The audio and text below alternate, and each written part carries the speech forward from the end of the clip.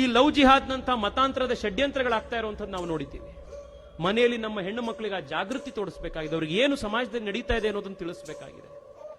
ಮತಾಂತರವನ್ನು ನಾವು ವಿರೋಧಿಸಬೇಕಾಗಿದೆ. ಕಾರಣ ಯಾಕೆ ಅಂತಂದ್ರೆ, ನಾವು ಜನರನ್ನು ಕಳ್ಕೊಂಡ್ರೆ ದೇವರು ದೇವಸ್ಥಾನ ಏನು ಉಳಿಯೋದೇ ಇಲ್ಲ.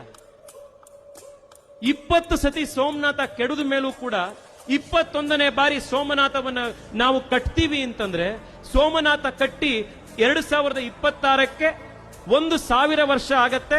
1000 ವರ್ಷ ಆದ್ಮೇಲೂ ಕೂಡ ಈ ದೇಶದ ಒಬ್ಬ ಹಿಂದೂ ಪ್ರಧಾನಿ ಹೆಮ್ಮೆಯಿಂದ ಅಲ್ಲಿಗೆ ಹೋಗಿ 1000 ವರ್ಷದ ಆಚರಣೆಯನ್ನ ಮಾಡ್ತಾರೆ ಅಂತಂದ್ರೆ ಹಿಂದೂಗಳು ಉಳಿದಿದ್ದಾರೆ ಅನ್ನೋ ಕಾರಣಕ್ಕೋಸ್ಕರ. ದೇವಸ್ಥಾನ ಉಳಿಯುವಂಥದ್ದು ಭಕ್ತನಿಂದಾಗಿ, ಧರ್ಮ ಉಳಿಯುವಂಥದ್ದು ಅನುಯಾಯಿಯಿಂದಾಗಿ. ಸೋಮನಾಥ ದೇವಸ್ಥಾನ ಪ್ರತಿ ಬಾರಿ ಬಿದ್ದಾಗ್ಲೂ ಕೂಡ ಅದನ್ನ ಮತ್ತೆ ಕಟ್ಟಿದ್ದು ಭಕ್ತ. ಹಿಂದೂಗಳನ್ನ ಸಂಖ್ಯೆಯಲ್ಲಿ ನಾವು ಉಳಿಸ್ಕೊಳ್ಬೇಕಾಗಿದೆ. ಮತಾಂತರವನ್ನು ವಿರೋಧ ಮಾಡಬೇಕಾಗಿದೆ.